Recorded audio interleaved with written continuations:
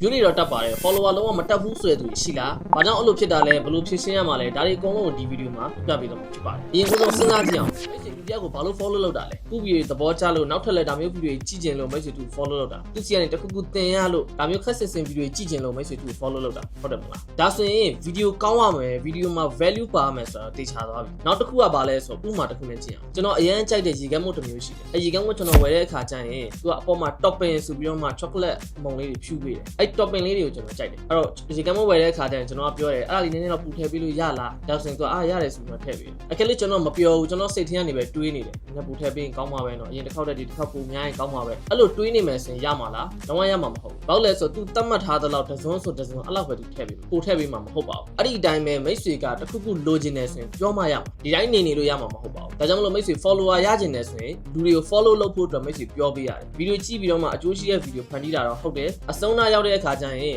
ဒါမျိုးဗီဒီယိုနောက်ထပ်ကြည့်ချင်တယ်ဆိုရင် follow လုပ်ထားပေးပါ။ဒီဗီဒီယိုအကျိုးရှိရဆိုရင် follow လုပ်ထားပေးပါ။ဒါမျိုးအတွက်မိတ်ဆွေတောင်းဖို့အတွက်လိုအပ်ပါတယ်။အဲ့ဒီခါကျရင်မိတ်ဆွေ follower တွေတိုးလာပါလိမ့်မယ်။အကယ်လို့မိတ်ဆွေက TikTok မှာအခုမှစလုပ်နေတယ် TikTok မှာ view follower တွေလည်းရချင်တယ်။ကျောင်းအားလည်းရချင်တယ်။ဘယ်လိုလုပ်မလဲမသိဖြစ်နေတယ်ဆိုရင်ကျွန်တော်နဲ့အတူတူ TikTok marketing သင်တန်းတွေမှာလာရောက်လေ့လာလို့ရပါတယ်။ 1by1 session တွေရှိသလိုမျိုးအများနဲ့သင်တဲ့ online တန်းတွေလည်းရှိပါတယ်ဗျ။ TikTok marketing trainer တယောက်ဖြစ်တဲ့ life and business coach ဖြစ်တဲ့ကျွန်တော်မြင်မင်းလာပါ